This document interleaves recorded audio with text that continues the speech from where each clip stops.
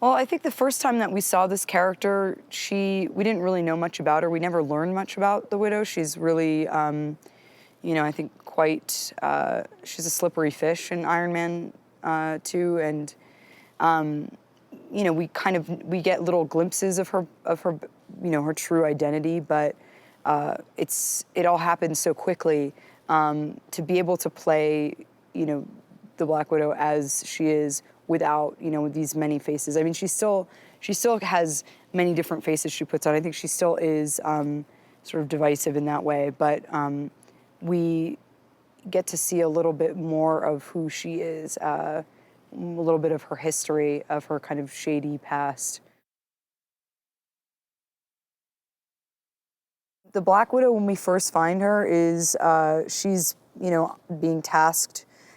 She is in Russia. She is in the middle of taking care of business, and she is then sent for by Nick Fury, and I think all of these characters are sort of reluctant superheroes in a sense.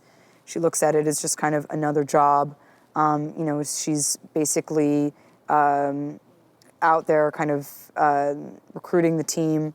And she doesn't know much about this world. We definitely embrace the wushu a lot, and there's a lot of weapons in this, way more, kind of weaponry than I've ever had to learn before. So that's been complicated a little bit. You're like, okay, I can do all this hand-to-hand stuff. Oh yeah, here's this giant staff, or, a bow and arrow, or fight with these two guns in your hand. And you're like, wait a minute, I had all those movements down, and now I'm fighting against, a 20-pound, giant stick. So that stuff is a little bit difficult to pick up. I have to say, the first time I saw what they had in mind, I was like, oh my God, I'm never gonna learn it.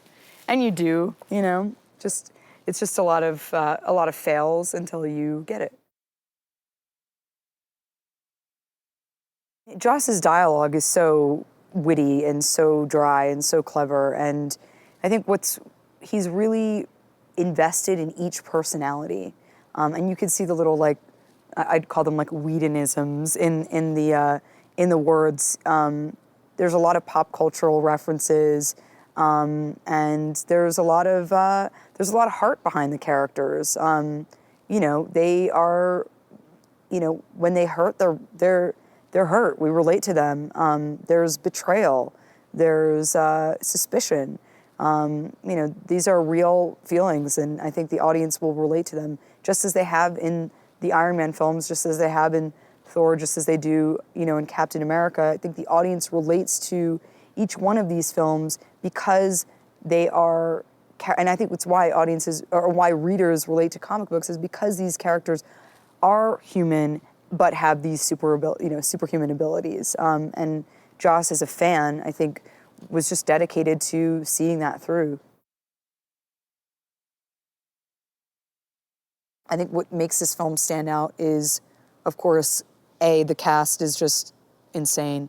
When do you ever get to see this group of actors come together in this kind of fantasy world? And I think it's the sort of the grounded nature with which this film, with which Joss has infused this film, that sort of is, I think, in my mind, a throwback to what people loved in Iron Man, the original, but it's with a kind of sci-fi infusion in some way. It's everything that Joss loves about sci-fi, which is being able to escape in this sort of, ultimate kind of otherworldly reality, but have it still be heartfelt and sincere.